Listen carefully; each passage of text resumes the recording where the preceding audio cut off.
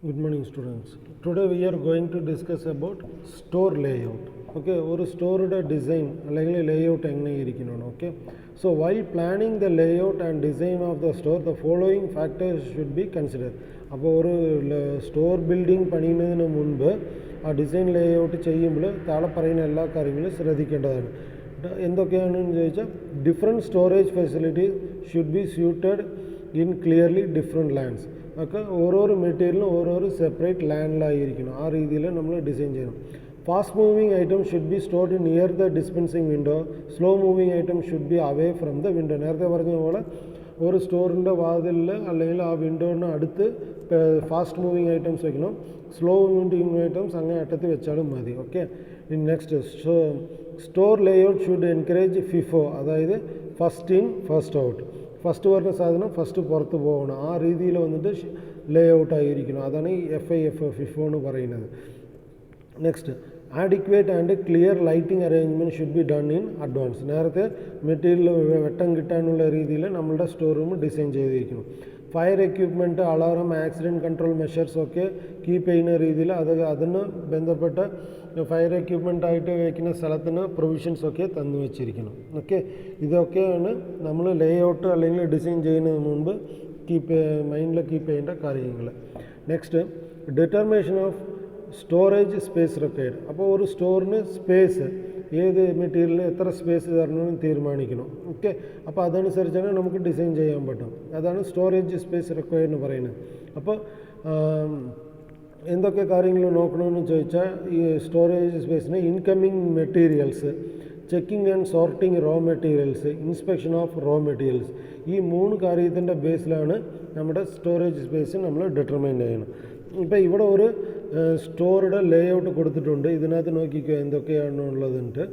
So ഇതാണ് നമ്മുടെ entrance. ഈ 1 എന്ന് പറയുന്നുണ്ടല്ലോ, അതാണ് നമ്മുടെ ഒരു സ്റ്റോർ റൂമിൻ്റെ എൻട്രൻസ്. ഈ 10 എന്ന് പറഞ്ഞ് മാർക്ക് ചെയ്തതിലൊക്കെ box containing materials to be issued.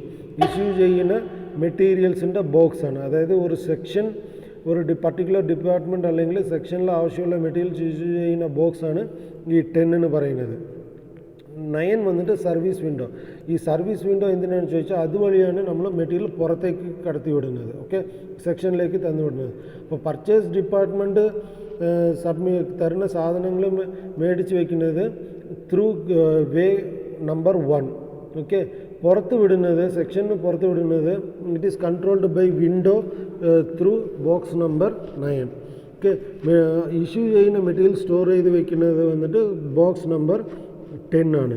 പിന്നെ 7 മെയിൻ ഐസൽസ്, അതായത് main path way. Okay. 6 proper placing for storing each type of materials. ഓരോ മെറ്റീരിയൽ സ്റ്റോർ ചെയ്ത് വെക്കുന്ന സ്ഥലമാണ് ഈ 6 പറയുന്നത്. ഇനി 5 place for temporary storing materials before putting them on track. ഈ 6 പറയുന്ന സാധനം വന്നിട്ട് മെറ്റീരിയൽ കീപ്പ് ചെയ്യുന്ന സ്ഥലമാണ്. അത് കീപ്പ് ചെയ്യുന്നതിന് മുൻപ് ടെമ്പററി സ്റ്റോർ ചെയ്ത് വെക്കണം. ഏത് കമ്പാർട്ട്മെൻറ്റിലാണ് അല്ലെങ്കിൽ ഏത് റാക്കിലാണ് നമ്മൾ മെറ്റീരിയൽ സ്റ്റോർ ചെയ്യാൻ പോകുന്നുണ്ട് നോക്കി തീരുമാനിക്കാൻ വേണ്ടി ടെമ്പററി ആയിട്ട് വെക്കുന്ന സ്ഥലമാണ് ഈ 5. 4 place for raw material inspection. അപ്പോൾ വരുന്ന റോ മെറ്റീരിയൽ ഇൻസ്പെക്ട് ചെയ്യുന്നുള്ള അതിന് വേണ്ടി വെക്കുന്ന സ്ഥലമാണ് ഈ 4. അപ്പോൾ 3 place for storing and checking raw materials. Okay. Store ചെയ്ത് വയ്ക്കുന്നത് 3ലാണ്. സ്റ്റോർ ചെയ്ത് വെച്ച സാധനം ഇൻസ്പെക്ട് ചെയ്തത് 4ലാണ്. ഇനി 2 place for dumping raw materials. അതിനാണ് കൂടുതൽ സ്പേസ് തന്നത്. അപ്പോൾ ഇപ്പോൾ റിവേഴ്സിൽ നോക്കിയില്ല, ഇനി ഫോർവേഡിൽ നോക്കാം. നമ്പർ 1 വഴി പർച്ചേസ് ഡിപ്പാർട്ട്മെൻറ്റിൻ്റെ മെറ്റീരിയൽസ് വരും. അപ്പോൾ 2ൽ വന്നിട്ട് നമ്മൾ ഡംപ് ചെയ്ത് വയ്ക്കും. 3ൽ വന്നിട്ട് മെറ്റീരിയൽ നമ്മൾ ഡിവൈഡ് ചെയ്തിട്ട് സ്പ്ലിറ്റ് ചെയ്തിട്ട് സ്റ്റോർ ചെയ്ത് വയ്ക്കും 3ൽ. 4ൽ വന്നിട്ട് മെറ്റീരിയൽ ഇൻസ്പെക്ട് ചെയ്യും. ഇൻസ്പെക്ട് ചെയ്തതിൻ്റെ ശേഷം ഏത് റാക്കിൽ അടുക്കി വയ്ക്കണമെന്ന് തീരുമാനിക്കുന്നത് 5ൽ വെച്ചാണ്. അപ്പോൾ 5ലുള്ള മെറ്റീരിയൽ കൊണ്ട് അടുക്കി വയ്ക്കുന്നത് 6ലാണ്. 7 പറയുന്നത് മെയിൻ ഫ്ലോ, 8 പറയുന്നത് സൈഡ് ഹസിൽസ്, സൈഡ് ഫ്ലോ ആണ്, സൈഡ് വേ ആണ്. ഓക്കെ. അപ്പോൾ ഇതിൽ 6ലുള്ള മെറ്റീരിയൽസൊക്കെ നമ്മൾ 10ൽ വന്നിട്ട് കീപ്പ് ചെയ്ത് വയ്ക്കും. ആവശ്യത്തിനനുസരിച്ച് സ്റ്റോർ ചെയ്ത് വയ്ക്കും. 10ലുള്ള മെറ്റീരിയൽസൊക്കെ ഇഷ്യൂ ചെയ്യുന്നത് 9 പറയുന്ന വിൻഡോസ് വഴിയായിരിക്കും. ഇതാണ് ഒരു പെർഫെക്റ്റ് സ്റ്റോറുടെ ലേ ഔട്ട്. എനിക്ക് മനസ്സിലായോ? ഇതാണ് ഒരു പെർഫെക്റ്റ് സ്റ്റോറുടെ ലേ ഔട്ട് എന്ന് പറയുന്നത്. അപ്പോൾ ഇതിനകത്ത് ഈ ലേഔട്ട് അല്ലെങ്കിൽ ഈ സ്റ്റോറിൽ വന്നിട്ട് ദർ ആർ 2 ടൈപ്സ്. ഒന്ന് വന്നിട്ട് സെൻട്രലൈസ്ഡ് സ്റ്റോർ, ഇനിയൊന്ന് വന്നിട്ട് ഡീസെൻട്രലൈസ്ഡ് സ്റ്റോർ. അപ്പോൾ ഈ സെൻട്രലൈസ്ഡും ഡീസെൻട്രലൈസ്ഡും തമ്മിൽ എന്താ വ്യത്യാസം എന്ന് ചോദിച്ചാൽ, വലിയ വലിയ ഇൻഡസ്ട്രി ആണെങ്കിൽ അതിനകത്ത് ഒരുപാട് സെക്ഷൻസ് കാണും. ഓക്കെ, അപ്പോൾ ഇൻഡിവിജ്വൽ സെക്ഷന് ഒരു മിനിറ്റ് സോറി.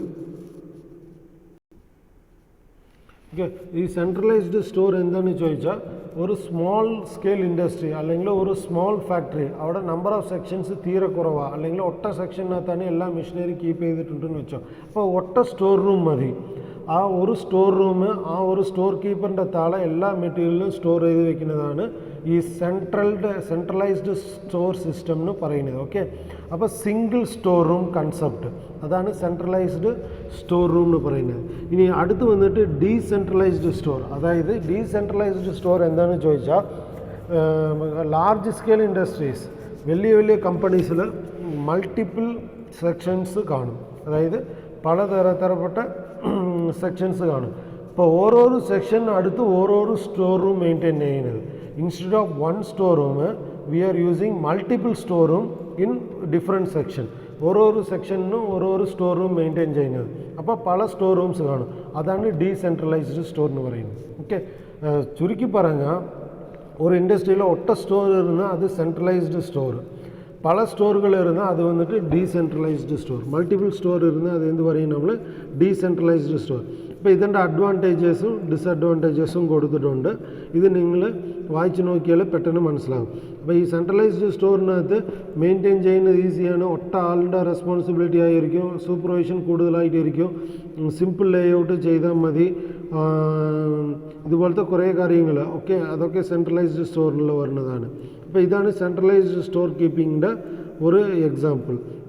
അപ്പോൾ ഇത് റൈറ്റ് സൈഡ് നോക്കിക്കോ, മെഷീൻ ഷോപ്പുണ്ട്. ആ മെഷീൻ ഷോപ്പ്, പിന്നെ പാക്കിംഗ് ആൻഡ് സ്റ്റോറിങ്, പിന്നെ ഓഫീസ്, സ്റ്റോറ്, ഇപ്പുറത്തുള്ളത് finishing, fitting, foundry, carpentry, pattern making, smithing, heat treatment. അപ്പോൾ ഇതെല്ലാം കൂടെ ചേർന്നതാണ് ഒരു സെക്ഷൻ. ഒറ്റ സെക്ഷനേ ഉള്ളൂ ഈ ഒരു ഇൻഡസ്ട്രിയിൽ, ഒറ്റ സെക്ഷനേ ഉള്ളൂ. അതിനകത്ത് മെഷീൻ ഷോപ്പ് ഇതൊക്കെ ഉണ്ട്, ഫിറ്റിങ്, ഫൗണ്ടറി, കാർപ്പൻട്രി. അപ്പോൾ ഇത് എല്ലാവരും അസസ് ചെയ്യാനുള്ള രീതിയിൽ സെൻട്രൽ വെച്ചിട്ടുള്ളതാണ് സ്റ്റോർ. അപ്പോൾ ഈ സ്റ്റോർ കീപ്പറിൻ്റെ റൂമാണ് സ്റ്റോർ ഓഫീസിന് പറയുന്നത്. ഓക്കെ, അപ്പോൾ മെഷീൻ ഷോപ്പിന് അടുത്താണ്, ഹീറ്റ് ട്രീറ്റ്മെൻറ്റിന് അടുത്താണ്, സ്മിത്തിനും അടുത്താണ്, എല്ലാ സെക്ഷനും അടുത്താണ്. ഇതെല്ലാ സെക്ഷനും ചേർന്നതാണ് ഒറ്റ സെക്ഷനായിട്ടുള്ളതാണ്, ചെറിയ കമ്പനി. ഓക്കെ, അപ്പോൾ അതിനകത്ത് foundry division, fitting division, finishing division, machine shop, ഇങ്ങനെ എല്ലാ ഇതും കാണും. എല്ലാവർക്കും സെൻട്രലിൽ വെച്ചിട്ടുള്ള ലേഔട്ടാണ് ഈ സ്റ്റോർ എന്ന് പറയുന്നത്. അപ്പോൾ ഇതാണ് സെൻട്രലൈസ്ഡ് സ്റ്റോർ കീപ്പിങ്ങിൻ്റെ ഒരു എക്സാമ്പിൾ. ഓക്കെ, എല്ലാ സെക്ഷനും ആവശ്യമുള്ളത് ഒറ്റ സ്റ്റോറിൽ കീപ്പ് ചെയ്യുന്നതാണ് സെൻട്രലൈസ്ഡ് സ്റ്റോർ കീപ്പിംഗ് എന്ന് പറയുന്നത്. ഇനി നെക്സ്റ്റ് ഇതിൻ്റെ disadvantage, increased material handling and associated work. അപ്പോൾ എല്ലാ സെക്ഷനായിട്ട് ബന്ധപ്പെട്ട ഒറ്റ സ്റ്റോറേ ഉള്ളൂ. അപ്പോൾ മെറ്റീരിയൽസ് കൂടുതലായിട്ട് സ്റ്റോർ ചെയ്യണോ, അത് മെയിൻറ്റെയിൻ ചെയ്യണോ, അതായിട്ടുള്ള വർക്ക് കാണും. എന്തെങ്കിലും ആക്സിഡൻറ്റോ ഫയറിങ്ങോ സംഭവിച്ചാൽ മൊത്തത്തിൽ ലോസ് ആവും. ഇതാണ് അതിൻ്റെ ഒരു ഡിസഡ്വാൻറ്റേജ്. ഡീസെൻട്രലൈസ്ഡ് സ്റ്റോർ, നേരത്തെ പറഞ്ഞല്ലോ, ഓരോരോ സെക്ഷനും ഓരോരോ സ്റ്റോർ റൂം ഇരുന്ന് അത് വന്നിട്ട് ഡീസെൻട്രലൈസ്ഡ് സ്റ്റോർ എന്ന് പറയും. അപ്പോൾ ഇതിൻ്റെ അഡ്വാൻറ്റേജ് വന്നിട്ട് മെറ്റീരിയൽ ഹാൻഡ്ലിങ്, അതായിട്ട് ബന്ധപ്പെട്ട വർക്കുകൾ കുറവായിരിക്കും, ക്വിക്ക് ഡെലിവറി ആയിരിക്കും. ഇപ്പോൾ ലോസ്, എവിടെയെങ്കിലും ഒരു ആക്സിഡൻറ്റ് സംഭവിച്ചാൽ ആ പർട്ടിക്കുലർ സ്റ്റോറിൽ മാത്രമേ ആക്സിഡൻറ്റ് സംഭവിക്കുകയുള്ളൂ. അത് കാരണം നമ്മുടെ ലോസ് കുറവായിട്ടിരിക്കും. പ്രൊഡക്ഷൻ സ്റ്റോപ്പ് ആവാൻ സാധ്യത തീരെ കുറവാണ്. എന്തുകൊണ്ടാണെന്ന് വെച്ചാൽ സിംഗിൾ സെക്ഷനാണ്, ഓരോ സെക്ഷനും ഓരോരോ സ്റ്റോർ റൂമാണ്. അതുകൊണ്ട് നമ്മളുടെ മെറ്റീരിയൽ നമുക്ക് നന്നായിട്ട് നോക്കാൻ പറ്റും. ഓക്കെ, എന്താ ഇത് ഇപ്പോൾ ഇത് വന്നിട്ട് ഡീസെൻട്രലൈസ്ഡ് സ്റ്റോർ കീപ്പിങ്ങിൻ്റെ ഒരു സ്റ്റോറാണ്. അപ്പോൾ ഇത് നോക്കിക്കോ, റൈറ്റ് സൈഡിൽ മെഷീൻ ഷോപ്പിൻ്റെ സ്റ്റോറ് മെഷീൻ ഷോപ്പിൻ്റെ അടുത്ത് തന്നെ ഉണ്ട്. പാക്കിംഗ് ആൻഡ് സ്റ്റോറിങ്ങിൻ്റെ സ്റ്റോറ് അതിൻ്റെ മുകളിൽ തന്നെ എസ് എന്ന് പറഞ്ഞിട്ട് പ്രിസ്ക്രൈബ് ചെയ്തിട്ടുണ്ട്. അപ്പോൾ ഇതിൽ ഈ എസ് എന്ന് പറയുന്നതാണ് സ്റ്റോർ റൂം. ഓക്കെ, ഇനി അടുത്ത് ലെഫ്റ്റ് സൈഡ് കാർപ്പൻട്രിയുടെ സ്റ്റോറ് അതിൻ്റെ സൈഡിലുണ്ട്, ഫിറ്റിംഗ് ഷോപ്പിൻ്റെ സ്റ്റോറ് അതിൻ്റെ മുകളിലുണ്ട്, ഫൗണ്ടറി ഷോപ്പിൻ്റെ സ്റ്റോറ് അതിൻ്റെ താഴെയുണ്ട്, സ്മിത്തിയുടെ സ്റ്റോർ അതിൻ്റെ സൈഡിലും പാറ്റേൺ മേക്കിങ്ങിൻ്റെ സ്റ്റോർ അതിൻ്റെ സൈഡിലും ഉണ്ട്. ഇപ്പോൾ ഈ ഹീറ്റ് ട്രീറ്റ്മെൻറ്റ് പ്രോസസ്സിന് പാറ്റേൺ സ്മിത്തി ആവശ്യപ്പെടുന്നുണ്ട്. അപ്പോൾ ഇത് മൂന്നും കൂടെ ചേർന്നിട്ട് 2 സ്റ്റോറിലാണ് വെച്ചിട്ടുള്ളത്. അതായത് heat treatment, pattern making, smithy, ഇത് മൂന്നും ചേർന്നിട്ട് 2 സ്റ്റോറിലാണ് കീപ്പ് ചെയ്യുന്നത് മെറ്റീരിയൽ. അതാണ് 2 സ്ഥലത്തിൽ SS മാർക്ക് ചെയ്യുന്നത്. ഓക്കെ, അപ്പോൾ ഇതിൻ്റെ എല്ലാത്തിനും സെൻട്രലുള്ളതാണ് ഓഫീസ്. അതിൻ്റെ സൈഡിലുള്ള സ്പേസ് വന്നിട്ട് സൈക്കിൾ സ്റ്റാൻഡ് വേണമെങ്കിൽ യൂസ് ചെയ്യാം. അപ്പോൾ ഈ ഓഫീസ് നോക്കിക്കോ, എല്ലാ സ്ഥലത്തിലും അസസ് ചെയ്യാൻ പറ്റും. മെഷീൻ ഷോപ്പിൻ്റെ സ്റ്റോറും അസസ് ചെയ്യാൻ പറ്റും, പാക്കിങ്ങിൻ്റെ സ്റ്റോർ അസസ് ചെയ്യാൻ പറ്റും, കാർപ്പൻട്രിയുടെ സ്റ്റോറ്, ഫിറ്റിങ്ങിൻ്റെ സ്റ്റോറ്, ഫൗണ്ടറിയുടെ സ്റ്റോറ്, ഹീറ്റ് ട്രീറ്റ്മെൻറ്റിൻ്റെ സ്റ്റോറ്, എല്ലാ സ്റ്റോറും ഈ സെൻട്രൽ ഓഫീസിൽ അസസ് ചെയ്യാൻ പറ്റും. ആ ഓഫീസിന് പറയുന്നത് ആ സ്റ്റോർ കീപ്പറുടെ റൂമാണ് ഓഫീസിന് പറയുന്നത്. ഇതുപോലെ ഓരോരോ സെക്ഷന് ഓരോരോ സ്റ്റോർ റൂം കീപ്പ് ചെയ്യുന്നതാണ് സെൻട്രലൈസ്ഡ് സ്റ്റോർ കീപ്പിങ്ങിന് പറയുന്നത്. ഓക്കെ, അപ്പോൾ ഇതിൻ്റെ ഡിസഡ്വാൻറ്റേജ് എന്താണെന്ന് ചോദിച്ചാൽ ഓവറോൾ സൂപ്പർവൈസിങ് കുറച്ച് ബുദ്ധിമുട്ടാണ്, കൺട്രോള് കുറച്ച് ബുദ്ധിമുട്ടായിരിക്കും, require more administration and labour cost. അപ്പോൾ ഓരോരോ സെക്ഷനിലും ഓരോ സ്റ്റോർ ആയതുകൊണ്ട് അഡ്മിനിസ്ട്രേറ്റീവ് വർക്കും കൂടുതലാണ്, ലേബേഴ്സും കൂടുതലാണ്. ഓക്കെ, സോ ഇതാണ് ഇതിൻ്റെ ഒരു ഡിസഡ്വാൻറ്റേജസ്. ഇപ്പോൾ ഇന്നത്തെ ക്ലാസ്സിൽ നമ്മൾ സ്റ്റോർ എന്താണ്, സ്റ്റോർ കീപ്പർ എന്താണ്, സ്റ്റോർ കീപ്പിംഗ് എന്താണ്, സ്റ്റോറിൻ്റെ types, centralised store, single store, decentralised store, multiple store, ഇതൊക്കെ നമ്മൾ നോക്കി. ഇനി നെക്സ്റ്റ് നമ്മൾ നോക്കാൻ പോകുന്നത് സെയിൽസ് ഓർഗനൈസേഷൻ. അത് വന്നിട്ട് നമ്മൾ നെക്സ്റ്റ് ക്ലാസ്സിൽ നോക്കാം. Thank you.